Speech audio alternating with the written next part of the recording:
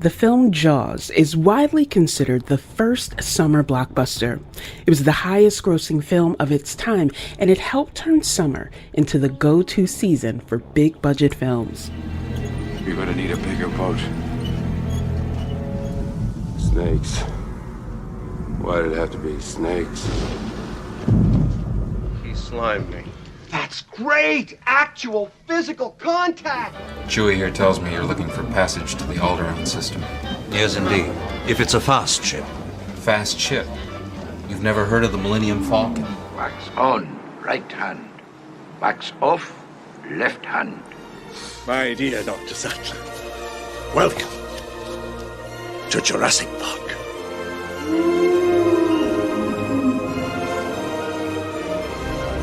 Today, we celebrate our Independence Day.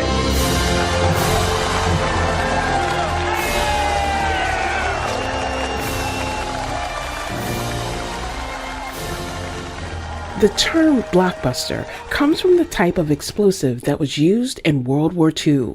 It's especially relevant this year with the much anticipated release of the film Oppenheimer. All America's industrial might and scientific innovation connected here. A secret laboratory. Keep everyone there until it's done. Let's go recruit some scientists. It's directed by Christopher Nolan about J. Robert Oppenheimer, who's often called the father of the atomic bomb. And we can't talk about this summer's big releases without mentioning another film being released on the same day. That's Barbie, directed by Greta Gerwig. I love rollerblades. Where are we going? Barbie Land. What? Mom, are you really going to let Barbie take you and your tween daughter to an imaginary land? Yes. This is Disrupted. I'm Kalila Brown-Dean. Today we talk with a group of panelists about disruptions in Hollywood. Later in the show, we'll look at diverse representation that goes beyond casting choices.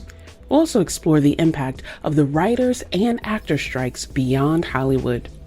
But let's start by discussing some of the films that audiences this year are most excited for. We're joined today by Nadira Goff, associate culture writer at Slate. Walter Chow is senior film critic for FilmFreakCentral.net and author of a Walter Hill film, Tragedy and Masculinity in the Films of Walter Hill. And James Hanley is one of the founders of Cine Studio in Hartford. Welcome to Disrupted, everyone. Thank you.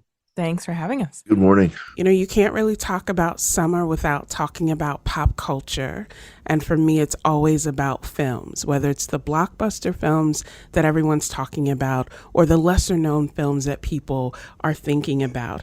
And one of the biggest events is actually happening this week, and that is with the opening release of Barbie and Oppenheimer on Friday, the 21st. Many people are watching them as a double feature, and they're calling this event Barbenheimer. So Nadira, let's start with you. What are your expectations of these films and what's being billed as the event of the summer? I'm very glad you asked. My expectations are high. So I guess the thing to know about me is that I love Greta Gerwig. I love movies that are in the oeuvre of, girls having their girly time doing girly things. And by that, I just mean not necessarily gender coded, but in the spirit of like just being silly and fun and, about whatever you want to be about. And I think all of my favorite sort of quote unquote girly movies do that. And so I'm very excited for Barbie. I'm very excited for Gerwig to take her sort of subversive take on what Barbie has represented for so long. And it just looks very, very fun. I'm looking forward to a sort of himbo. Perhaps the role of Ken has been his calling for this entire time. And so I'm very, very excited for that. But I'm also very excited for Oppenheimer. I'm also a Nolan stan, even though I think most of his films are some level of sort of like overblown or problematic. But I think they're fun, and I don't try and sort of work out the science of them too much, which I think helps a lot with his movies. And I also always put the subtitles on, which I think also helps a lot with his movies. But I'm really excited for Oppenheimer, and I'm excited for the sort of dichotomy between these two and how everyone's excited. I think it sort of feels like for the first time in a long time that almost everyone I know is excited to go to the movies for some reason. And so I'm really excited. I feel like summer cinema is back. And I also feel like even though Barbie is for the girlies, I feel like Nolan films are for the girlies too. And I'm working on a piece about that for Slate because, I mean, he just employs some of the most attractive looking people in his films and you can barely hear what they're saying, which is, I feel like it's cute. That's what we all want out of hot guys. Walter, Nadira just laid out a number of layers to this, right? The excitement, not just of these particular films, that the idea that summer cinema is back after a while, but these are two very different films made by very different creatives. What's your thinking on this? Like, are you as excited for both films, or is one standing out to you more than the other? Well, I'm mostly excited by what Nadir identifies as like this general excitement to go back to the movies. That's really exciting to me, because I love, the ideal of the movie going experience. I think the reality is, kids are running up and down the aisle and somebody's on their phone and someone spilled something on you. And it's like usually pretty miserable, but when it's great, it's really great. And if people are excited to go back, I'm all for it. I think there's nothing more essential to the human experience than sitting in a dark cave in front of a flickering light and watching a story. That's how we evolved. This is our society. And I love that. I think that's great. And if people are super excited for some reason about these two movies, that's even better. That's great. Because that means they're not excited anymore about the Marvel number 94 or whatever, all that stuff that's really just the middle part of a telenovela that goes on for 30 years. It's just really kind of exhausting those things. And I think the audience has sort of indicated this summer that they're tired of that. So, I get the excitement, that you have very distinctive voices. You have Christopher Nolan, who fulfills a niche of quiet talking, expositional films, and then you have Greta Gerwig, who has sort of this other niche of Little Women, I'm hopeful for the future of cinema, but as in particular these two movies, not really. I think Oppenheimer will be what Oppenheimer is, which everyone knows what's going to be, and it's going to be great, and people will be afraid to criticize it. It'll be an Oscar contender for whatever that means, good or bad. And Barbie will be Elf or the Brady Bunch movie with Barbies, which is great. It's about time that Barbie's got a shot after Star Wars action figures and Transformers have had their time in the movies. Why not Barbie? It's time for all of our toys to become live action movies. So, there's I guess I'm less optimistic about the films themselves, but I'm more bullish on movies in general. James, let's talk about that piece of it, because it's not just about the films, it's about the experience of how we engage these films, where we see them, in what format. And you are someone who is really particular about that because it is a total overall experience for you. What are you excited about with these films? Is there one that stands out in particular? And let's talk a little bit about how you are planning to see the films as they open. Well, actually, I should reveal right away that I got online and booked a ticket to see Oppenheimer at Providence Place IMAX in Providence, because it's the only one in New England that is actually showing Oppenheimer in 70 millimeter. It's the original format of IMAX when it first came out on physical film. And, Christopher Nolan has put a lot of his own money and managed to twist the arms of his distributors to put a lot of money in producing physical prints. I think there's 130 70 millimeter prints, including the IMAX prints around the world, and they're all opening pretty much on the same day, I think.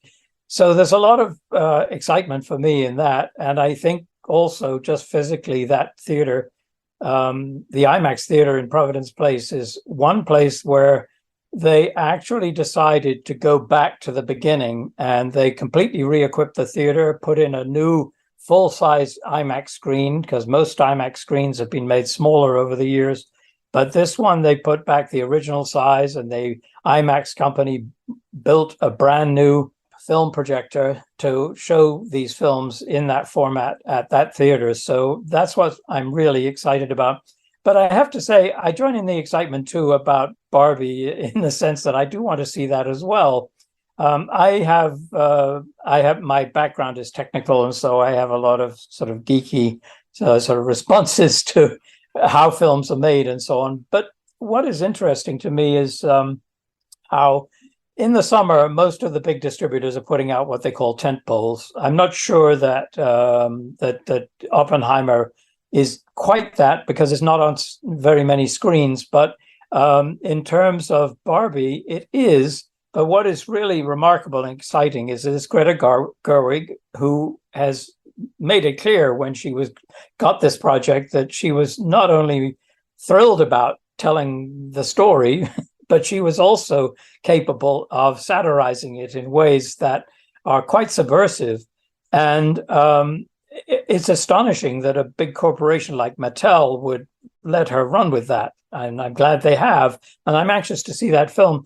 And overall, there's kind of an indication about how I think that the film industry is starting to really clearly delineate between very wide, if you like, tentpole movies that play on 4,000 or 5,000 screens, and movies that are more focused on an audience that is probably, listening for the subtleties and turning on the subtitles, as a matter of fact, because what's going on is more complex and it's intellectually challenging, as well as being about serious subjects that if you initially went to investors and say, let's make a film about this subject or whatever, the investors would run the other direction. Whereas if you told them it was about Barbie, well, hey, that's really great. We'll invest in that. But really, Greta Gerwig, like they feel, well, first of all, it's a woman, and a woman who's certainly got a mind of her own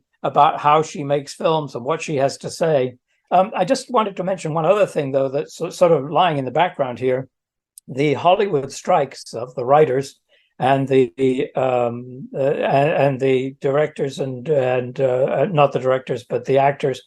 That is an existential struggle that threatens everything, I think, because we're now facing in the film industry a challenge that is really throughout the whole system of capitalism, which is absolutely extracting every penny possible.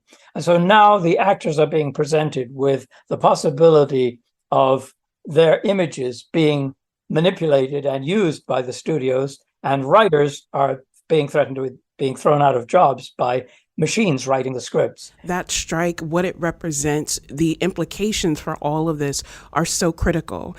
And I fear that some of the public attention to that only focuses on one piece and doesn't really think about what this means for every aspect of people's work that they're creating, the control they have over their image, their likeness, and their art, and what it means for us holistically in this broader system. But before I go there, I do want to bring us back to, where we are right now, because what's in the pipeline to come out in the future later this year will be affected by this strike.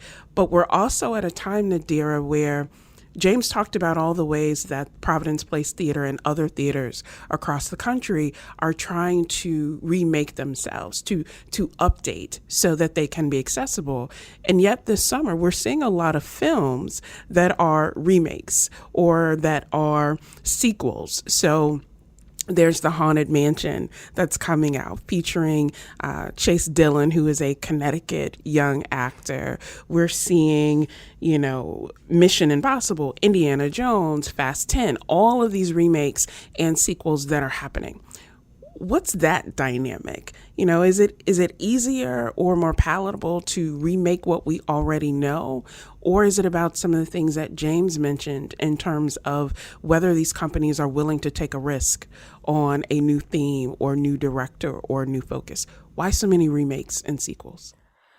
I mean, I think it's both, right? I think the studios probably think it's an easier bet to go with something that they quote unquote know the people will like. And I think that knowledge, that knowing is sort of changing. And I think it is easier, when you have a sort of built-in fan base or understanding or acknowledgement or knowledge of something, then yeah, of course you think that, oh, well, if we build this, they will come, right? If we make this, they already know it, they're going to come. But I don't know how true that is anymore. I mean, I think some of the big blockbusters will always sort of have a following. Will I go and watch every Fast and the Furious movie that's ever been made? I will. I know it's a personal problem. It's a fault of mine, but it's true. But at the same time, I don't necessarily know if all of these movies, whether they're good or not, are actually showing up at the box office the way they think, the way the studios think they are. I mean, I think the Marvel movies in particular sort of have a spotty record. Some of them do well, some of them don't. And, you know, Disney with all of their remakes, and also I guess something that should be considered is a lot of these things are being remade so that the IP and copyright can also be, you know, recertified or attained, right? And so with Disney making all of these remakes, The Little Mermaid, and I think this is also maybe a question about diversity and diverse casting, but The Little Mermaid didn't necessarily do as well as Disney had hoped. And that's a good movie. Well, I think some people would say it's a good movie. I would say it's a good movie. It's not perfect by any means, but there are definitely good parts of it compared to Disney's remake of Cinderella or, you know, one of those other ones that I think are genuinely bad. But yeah, I think it's kind of an open question, right? So I don't really know. I mean, I definitely think that more remakes and sort of regurgitating the IP we're already used to is going to keep happening.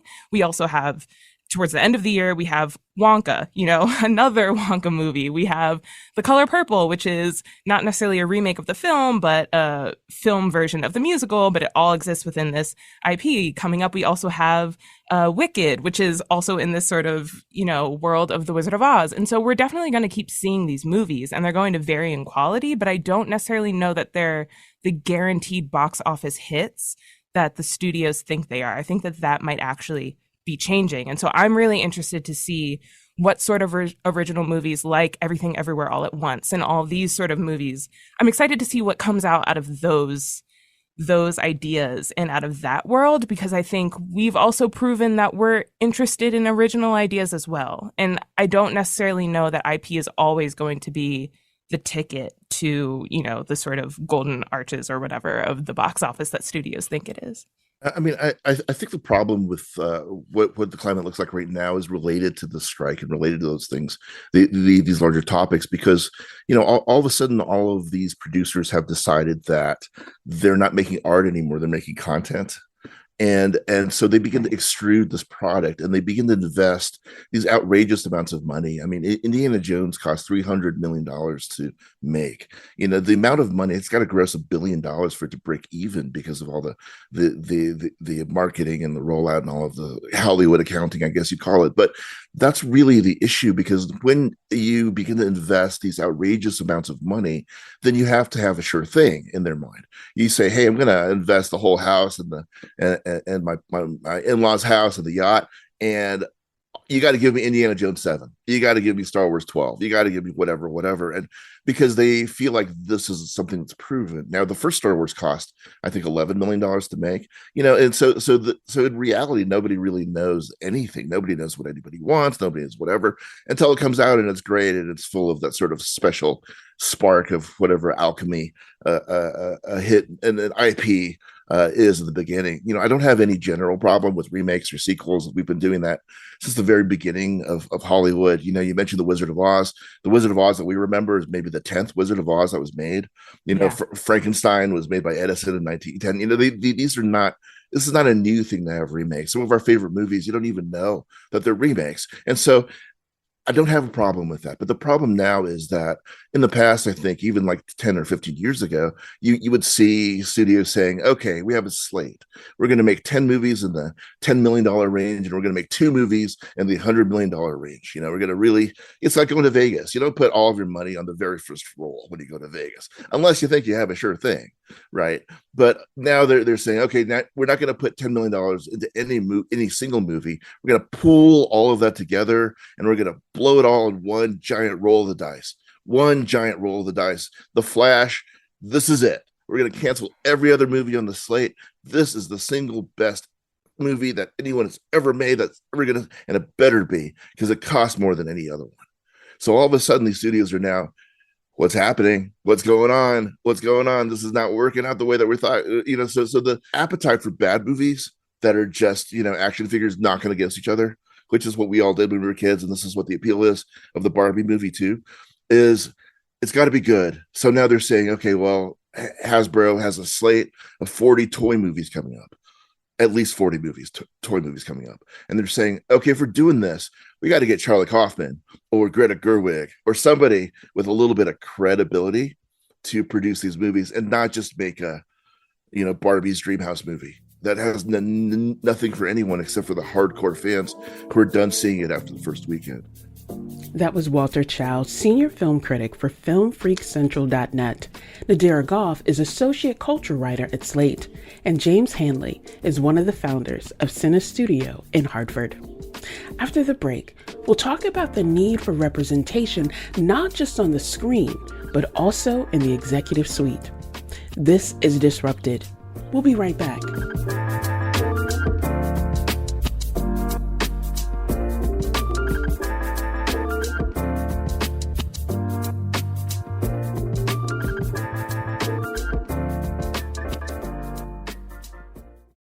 Welcome back to Disrupted. I'm Kalila Brown-Dean. This hour, we're taking a look at summer movies and the changing landscape of the film industry. I'm joined now by Nadira Goff, associate culture writer at Slate. Walter Chow is senior film critic for FilmFreakCentral.net, and James Hanley is one of the founders of Cine Studio in Hartford. I asked James to talk to us about the great films that haven't gotten as much attention this year. Last week, I saw at Cine Studio a film called The Blue Kaftan, which is a Moroccan film, very, very subtle, very beautifully acted, with extraordinary sense of just observing, really, and learning about different culture, and actually being drawn into a story in a way. I can't think of another film, actually, that drew me in that way in quite a long time. I thought it was enchanting and really special. And that film, almost nobody has seen, of course. It's been more seen outside of the United States. And one interesting aspect of its provenance is that these films get made by a different pattern of investment. You get the broadcasters in Europe, for example, and in the Middle East and North Africa now, who all get together with small investments. And if you look at the end credits of the films, you'll see sometimes 50, 60 producers, and they're all putting in a small amount.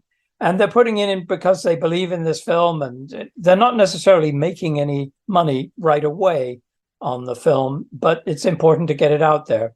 And theaters in Europe, there are a lot of theaters in Europe, for example, and now in the Middle East as well, where it's not like in this country where, everybody's showing Oppenheimer or Barbie.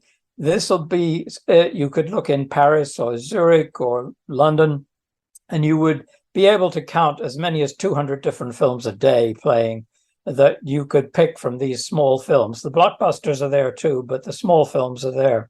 The films that I find on that sort of circuit, the small films, are generally the ones that I look for, notwithstanding my excitement about Oppenheimer or Barbie.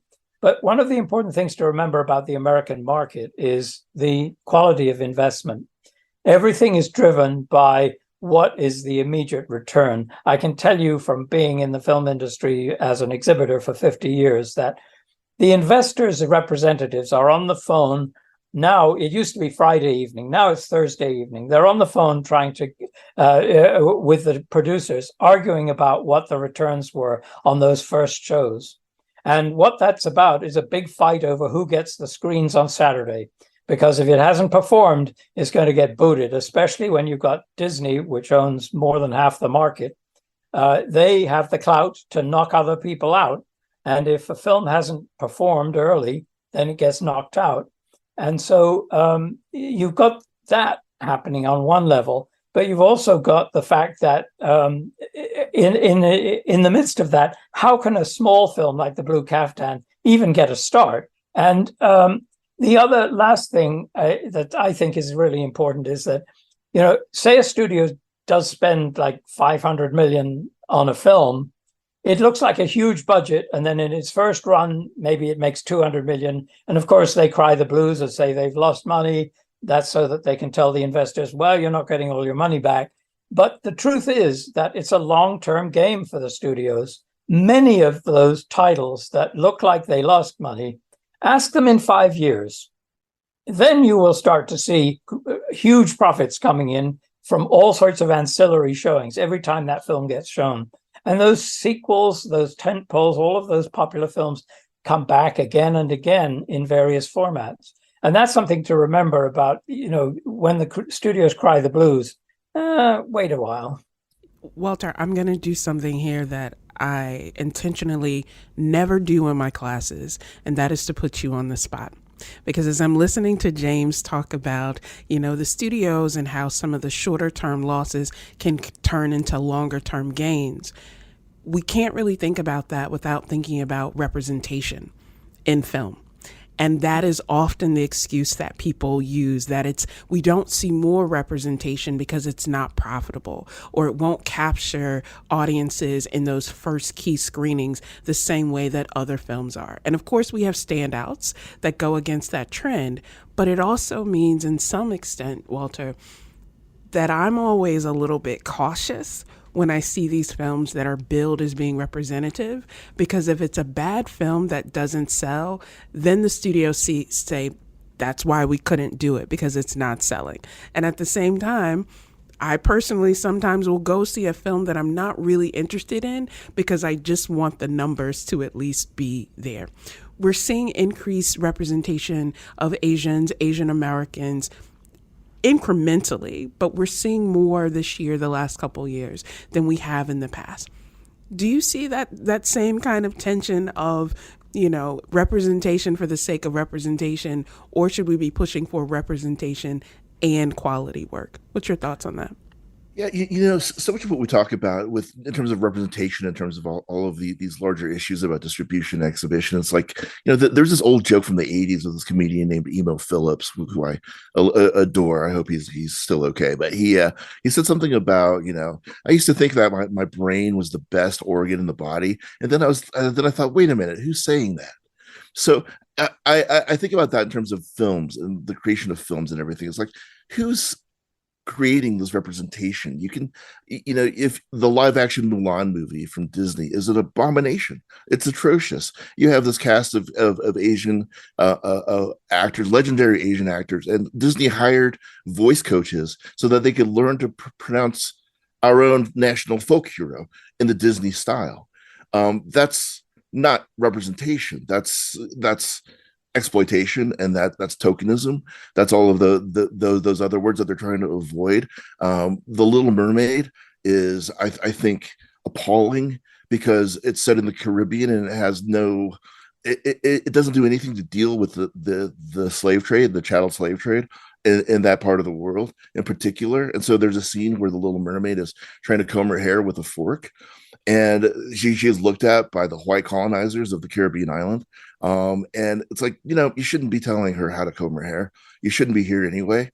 I don't understand what Prince Eric is doing on this island. You can't just throw our exteriors are not costumes that are interchangeable due to the whims of your IPs. This is me getting on my soapbox. I don't mean to do that, but as I am on the spot, I think there's a real problem with this idea of every CEO of this company is white, and they're saying, what will really make us some money is if we cater to these minority populations. If we just make this person Asian and make this person black and make this person Hispanic, and that's not actually representation. This is a further exploitation and colonization of our identities for the sake of money. And we see a lot of this stuff happening throughout the course of history as well. When I say, how do you feel about Asians with their, I feel like it's kind of cool.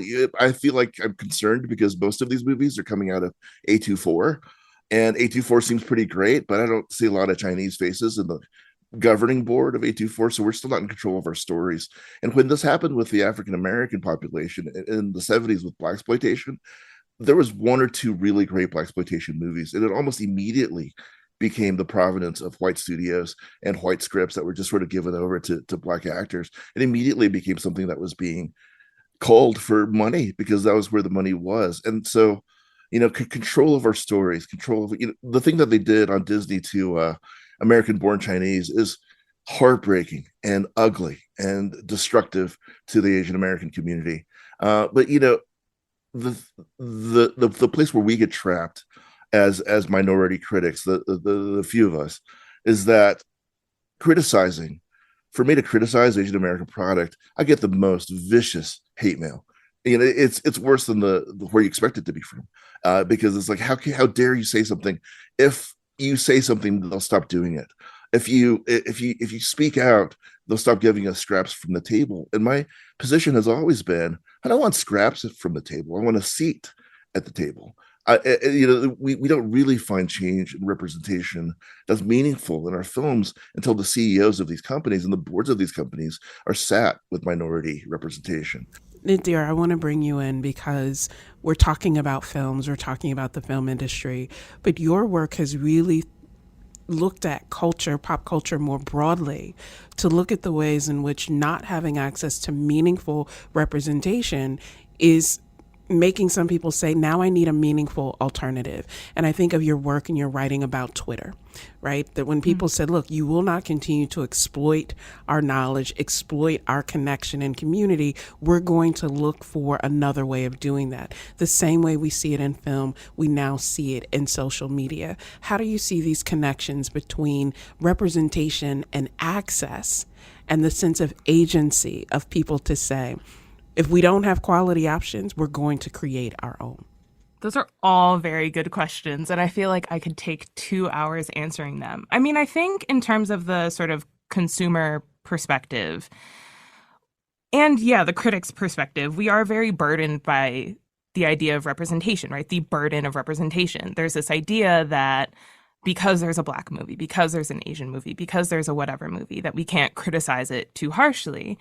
And I just don't think that's true. I think that these movies, just like any other movies, are worthy of criticism. I think that personally, we should support them financially so that they keep getting made and people keep getting opportunities.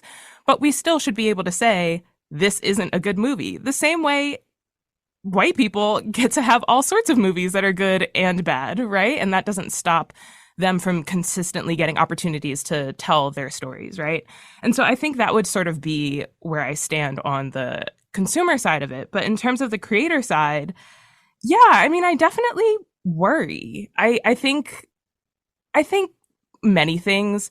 I don't necessarily expect a Disney movie to deal with the sort of repercussions of the slave trade as much as I would want them to, right? As much as I would want them to sort of have the sensibility and the intelligence to grapple with those things in a way that is subtle but meaningful. I mostly just want little Black girls to be able to show up to The Little Mermaid and see themselves in that story, right? I get more upset at movies like the upcoming Bob Marley movie, which I haven't even seen, but I know will upset me as someone who is Jamaican American. I know it just won't reckon with all of the things that historians say play a part in Bob Marley's history, right? Like the CIA occupation of Jamaica at the time and all of this stuff. I just know it won't be in there. And so I think those movies kind of upset me more in some ways.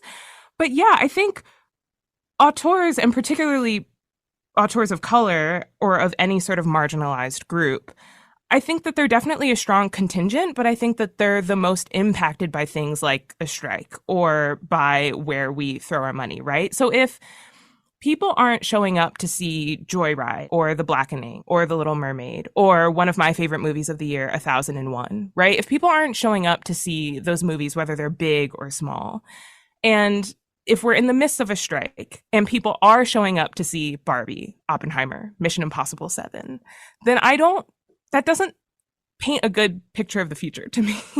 And I don't want to be too necessarily cynical or doomer about it, but it scares me a little bit because I think that I've seen some amazing, amazing stories that are either about women of color, people of color, or specifically were created by women of color, people of color. And again, like 1001, like Saint Omer, like all of these beautiful movies that have come out within the past few years, right? Like The Nanny. Again, just great, great films. But if we're not given the chance to tell them. And again, like everyone else on this panel has been saying, if the studios aren't diverse enough to know that, oh, this is a great creator and this is someone we should give an opportunity, if no one's there to say that or to throw their money behind it or be a voice to say we should throw our money behind this, then I definitely worry. But I also think that there are people like Jordan Peele who, you know, have shown that it's still kind of possible to subvert these big blockbuster expectations and create something that is still true to yourself, that's still a little weird, that people will show up to see. That was Nadira Goff, associate culture writer at Slate. Walter Chow is senior film critic for FilmFreakCentral.net, and James Hanley is one of the founders of Cine Studio in Hartford. Coming up, we'll talk about why the writer strike and the actor strike affect all of us. This is Disrupted. Stay with us.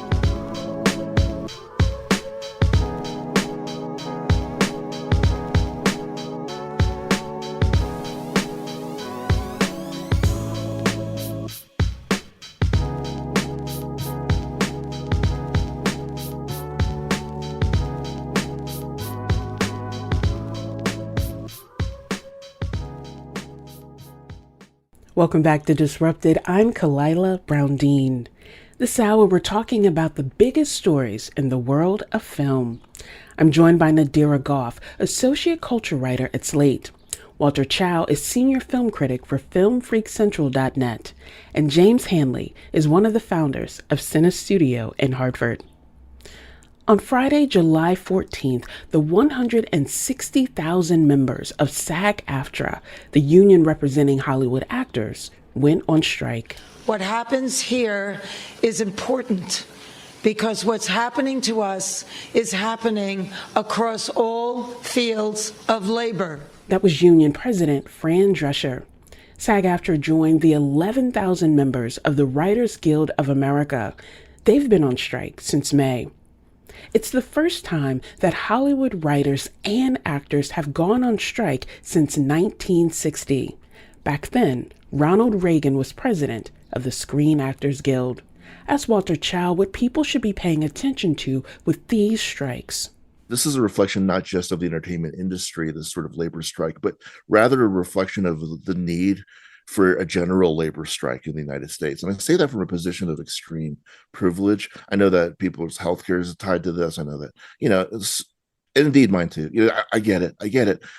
The American system is constructed in such a way as to make it impossible for us to miss work, right? A matter of life and death for us to miss too much work. We will literally be murdered for not having healthcare if we have to call sick out. So that's America, and it's by design. We're not paid enough. We're not given enough space from our work. There's not any kind of that balance, and our corporations rely on that sort of dependence on them for everything. It's like, I used to be horrified when I was a kid and I heard, Tennessee Ernie Ford singing about 16 ton and how I sold my soul to the company store. That's what we have all done. That is not we all owe everything to the masters that feed us. And so even when we talk about issues of representation, talk about these larger issues of pay disparity, pay whatever, they're always in terms of like, I hope they give us another chance. I hope they give us something. I hope that they give us this. They give us, nothing in labor has ever been given to anyone. It's only ever been taken. And when we talk about labor strikes with artists, it's easy for, the rank and file to say, oh, artists, they're so floofy. Why didn't they get an engineering degree? Why didn't they do something worthwhile? It's easy to dismiss it, but it's a lot harder to dismiss it when the Teamsters go on strike at UPS, when the, postal workers go on strike, when air traffic controllers, when the rail union tried to go on strike, but were forced back to go into it by the most friendly labor president in history, according to him. And so there's a real issue now in the United States where we say, at some point, there will be a general strike. This is a big existential issue. We're not just talking about Hollywood. We're talking about the United States. As Hollywood has always been the microcosm for the United States.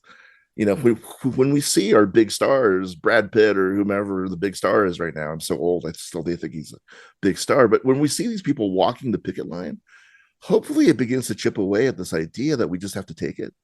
And that we have to say, I hope they give us something. And instead of just saying, The pathway to a solid future of positive representation in this country is you make the Daniels the head of production at Paramount Pictures. Period. You make representation meaningful at the level of the executive and the decision making, because until then, it is white power controlling ethnic voices for their profit. Labor is not just a resource to be exploited, which is what has become the lingua franca of the investment community. And no clearer example of that is than UPS, which is a corporation that makes huge profits and is constantly expanding, yet it doesn't want to pay the people who heave the packages and who have to walk around in 100-degree temperatures. They don't even want to take care of their workers in any way, and they show it every day. My sort of feeling about it is individual agency is going to count for a lot. What you decide to do, where you spend your money, what you say to other people, what you pay attention to. Say, for instance, somebody comes to you with an idea to make a movie like Saint-Omer, for example, and you're trying to convince investors that, oh, you should do this because it'll make you a profit, right? There's no way that you can convince somebody. Most of the people you're seeking to get to invest are probably going to be white people who have no idea, absolutely no idea about what the story is really about. And so, you have to think about, how does the artist who makes a film like this, how does that person get it to be made? There's one good thing that's happened, something I felt bad about when it first came in, which is digital cinema. Digital cinema made it possible to make a film like Saint-Omer for much, much less than it would cost on film. That is huge. Now you can make a film on your cell phone. A 10-year-old can make a movie. That's a good thing. But we have to, by agency, support people on the individual level, I think, and say, too, that we support people who are on strike. For instance, think of the extras. The studios do not want to pay the thousands of extras who appear in movies. They buy their picture, basically, pay them once with no benefits, and then use that in perpetuity in every blockbuster they make. That is exploitation. That is completely dishonest and completely flies in the face of a human sense of how community works.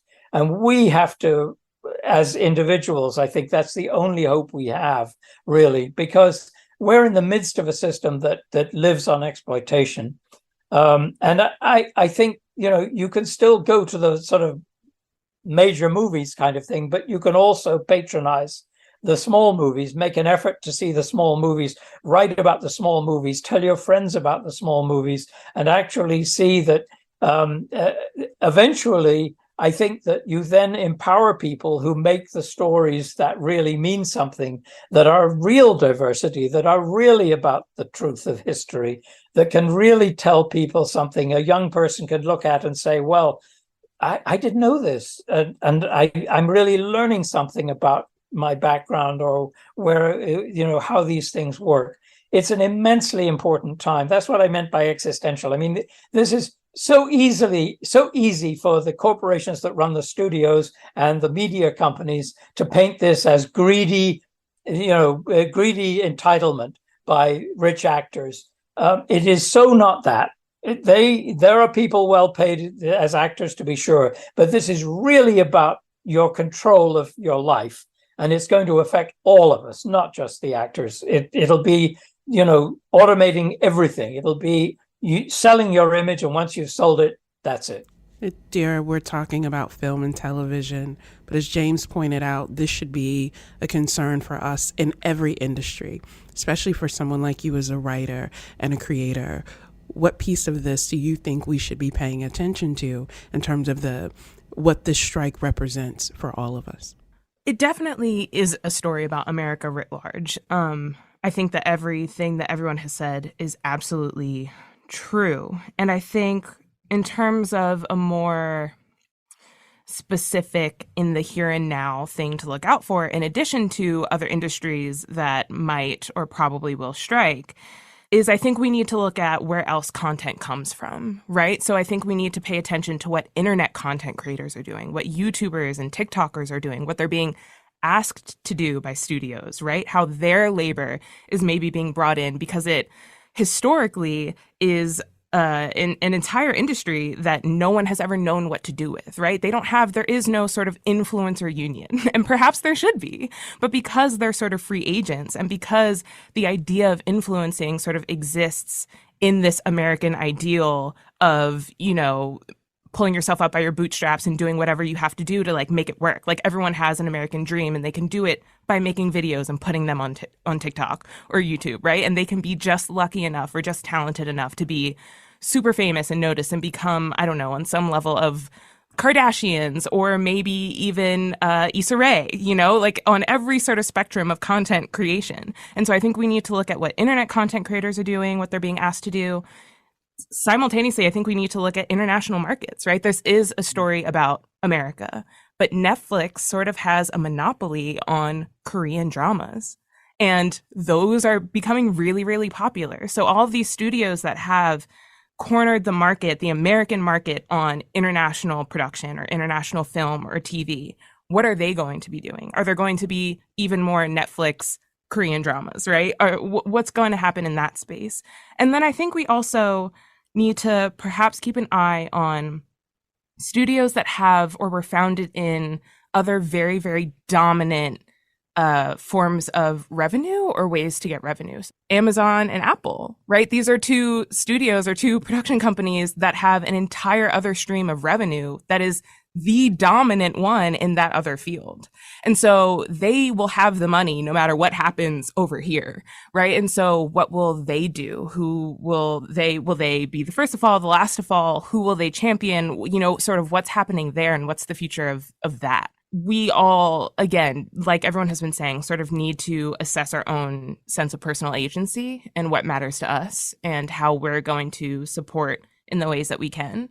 And also whether our labor is also jeopardized, right? Like, I think this is a sort of wake-up call as to how we're being used. Because I definitely know that as a culture writer, once the film and TV pipeline dries up, there goes the majority of the things I write about, right? And so it's not just affecting them, it's also affecting me. And it's not only affecting me because I care about it, it's affecting me because this industry is actually a lot bigger and a lot more influential and in tune with everything else than we realize. If this plays out, if this continues to play out in a negative way, what can I do about it? And how does that affect me? How does it affect the music industry? How does it affect all of these other industries? Because it will affect it in some way. And so I think that is maybe the first place to start, or that's at least the first place I started. Well, I appreciate all three of you for reminding us that we have options, that we have agency, and that the choices we make are so interconnected. Nadir Goff is Associate Culture Writer for Slate. Walter Chow is Senior Film Critic for FilmFreakCentral.net and author of a Walter Hill film, Tragedy and Masculinity in the Films of Walter Hill.